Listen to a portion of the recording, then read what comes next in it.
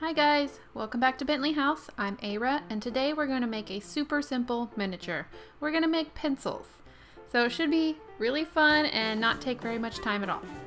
You're going to need sandpaper and you're going to need toothpicks because that's what we're going to be making the pencils out of. You will also need some kind of yellow marker. This is an alcohol marker, Prismacolor, but you can use any brand. You also need a Sharpie and some kind of thin felt tipped pen, a box cutter or X-Acto knife, and some pink acrylic paint. The first thing you're going to start with is the sandpaper and the toothpicks. You're going to, before you cut the toothpick, go ahead and sand it. This is the easiest way to sand it because the shorter it gets, the harder it is to hold on to. You can get 2 pencils per toothpick, so I go ahead and sand both sides of the toothpick. After that's done, you want to get your box cutter or X-Acto knife out to cut the pencil. Now I cut my pencils at about 3/4 inch, and I just liked that length. You can kind of be more exact if you want to measure a real pencil and figure out the 12th scale version of that. I just did 3/4 inch and I liked how that looked. So I'm just rolling the toothpick to cut it. That's kind of the easiest way to get a nice cut on the toothpick. And be careful with your fingers. If you're a kid, make sure you have an adult help you with the blade because that can be dangerous. So now you want to get your pink paint, and I believe the name of this is Coral something.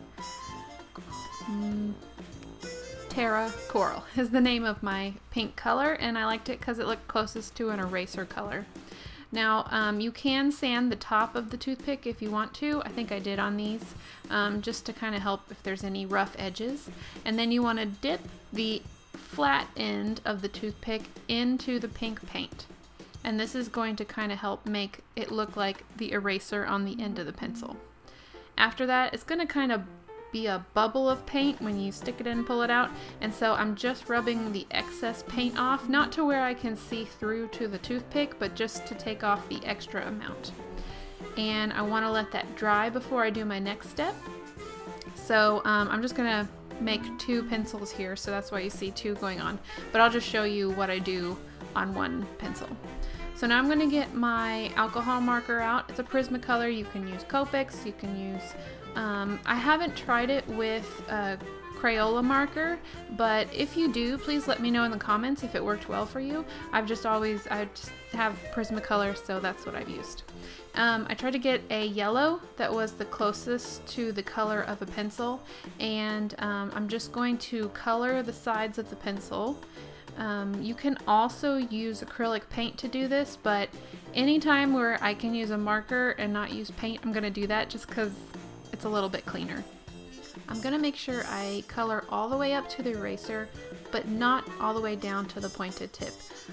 We want to make sure that we leave just a little bit of the wood color showing, because when a pencil is sharpened, you see the light wood color. Now you want to grab your black Sharpie, and this is how we're going to make the little tip of the lead sticking out at the end of the pencil. And you can just gently color on the end of the toothpick.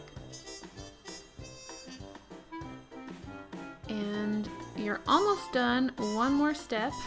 I told you this was super simple. You're going to get your fine, this is a fine liner used for art, but you can use a fine line Sharpie. Anything that has just that really narrow tip. And in order to create more definition between the eraser and the wood of the pencil, I'm just going to make a very thin black line at the base of where the pink paint dried, that's representing where the eraser is. I'm just going to carefully go all the way around the pencil, making sure I do a good job. You can also use a silver pen for this, but I didn't have a silver pen, and the black still gave a very similar effect.